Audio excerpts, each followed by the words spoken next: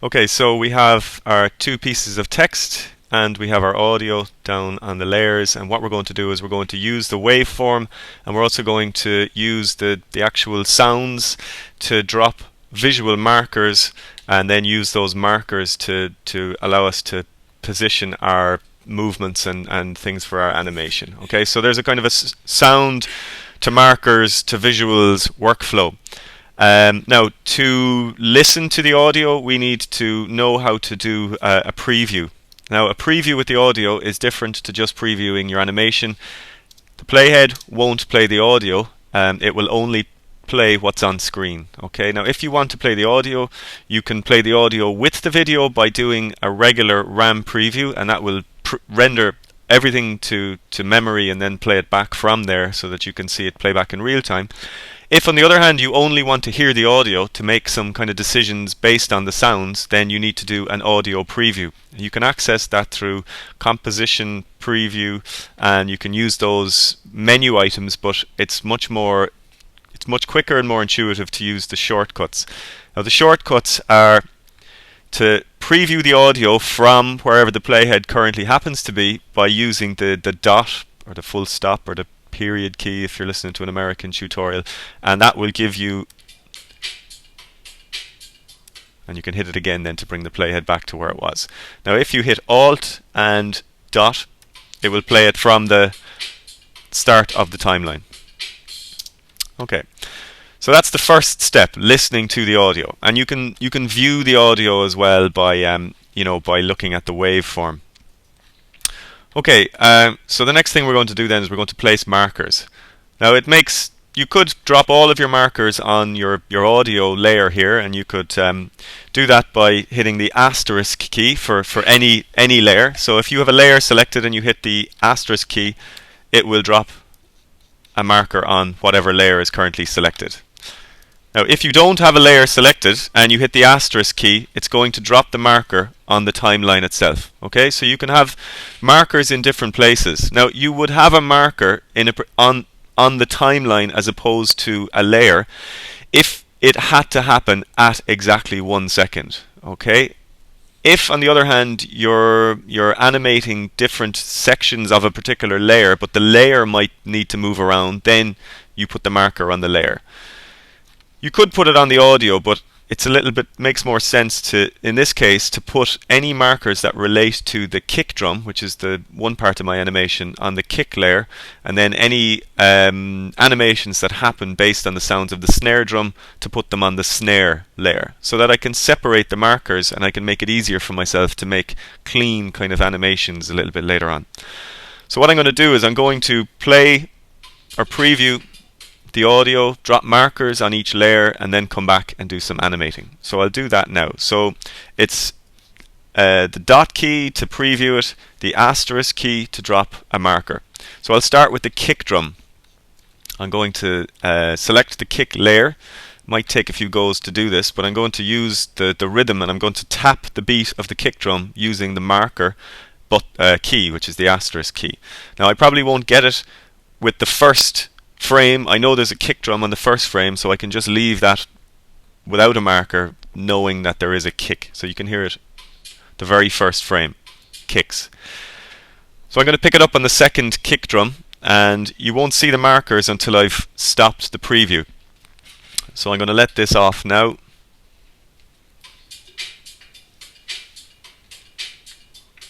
Now, made a complete mess of that, so I'm going to undo that, go again.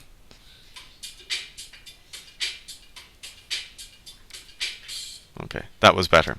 Okay, so if I do a preview now, you can see where the markers are, and you can kind of evaluate it somewhat based on the sounds. So it's pretty much fairly okay there. So what I need to do now is I need to start animating this. So what I want to do is I want the kick to go out and come back for each kick, as if there's an imaginary kick drum here that it's kicking. So I'll open up my transform, or I could just open up the position property actually by hitting the P key. This is a nice shortcut. Just gives me the position property, and I'll start an animation there. So I'll click the stopwatch, and now the way I want this to happen is I want it to kick out and come back. So it makes sense for me to put a keyframe at the very first frame, go out a little bit on the timeline, drop another keyframe that records the position back to where it started, and then I can zoom in and put an intervening keyframe where it's at the kick position. So what that will look like is a kick. Okay, so I'm using the same position at the start and the end because it needs to start in the same place and come back again. Now I might slow that down a little bit by selecting them, holding down Alt and dragging them. Still a little bit slow. Now it's too slow. Oh, sorry, too fast the last time, too slow this time. Okay, now rather than do this again and again and again, all I need to do really is copy and paste down the timeline. Now this one might be a bit tricky, so I'll give it a go and maybe pull that one back, paste that one there, and down here. So now I can actually preview the kick now by doing a RAM preview, not an audio preview, but a RAM preview. Now the 0 key will actually give you a RAM preview. That's the shortcut. So I'll just let that render to RAM. Okay, not too bad. I'll just pull the last one in a tiny bit because it seems to be a little bit late. Go again. Okay, so that'll do. Now onto the snare. Pull the playhead back. Make sure the snare is selected so that when I drop markers it's going to be on the snare layer. Do an audio preview.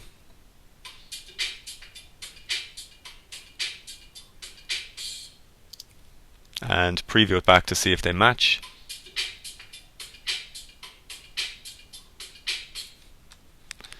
And it's pretty much the same thing then. Okay, so I could theoretically I could kind of copy and paste things up and down here and move things around, but I'm going to do it the old-fashioned way.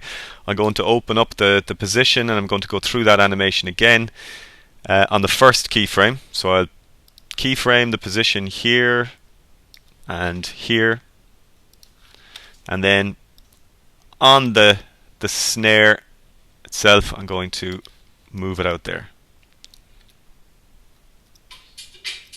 Okay, so I'll just give it a try, that one.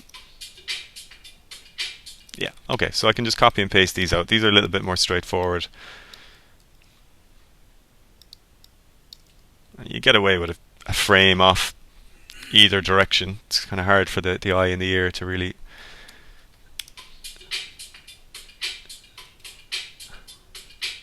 Okay, now that's going to do fine. So what I'll do is I'll put on some motion blur, deselect the layers and do a quick RAM preview. So this one takes longer to RAM preview because there's motion blur. Okay. Now that's the basic idea of adding or animating based on audio.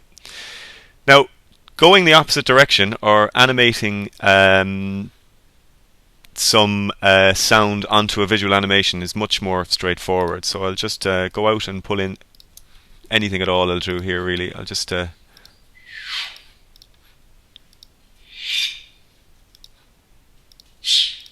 that's a nice swishy one. Right, now this is a much shorter sorry, I shouldn't have done that. A much shorter file. So if I just I'll switch off my drums, right? So all I can see now are the so this is an animation that has movement, and now I can add things to this, such as the swoosh. So this is just a case of, you know, bringing it down, looking for the waveform, and if you wanted to, then you could actually put a marker here, for example, on your swoosh, because I can see on the waveform this is where the swoosh happens. And if I wanted to, I could actually trim that back now so that all I can see is the bit that I need. And I could move that now to correspond with the first snare, for example. I could copy and paste that, move it to the second snare, and so on. So what I'll get is so now you can see it go in the opposite direction. I've got an audio sample that I can move around and position based on the position of a visual object. Okay, so you can do it in both ways. The first way is a little trickier because you have to listen to the audio, drop markers, and then animate to that. Second way is a little bit more straightforward. It's just a case of getting those short samples and matching them up to movement.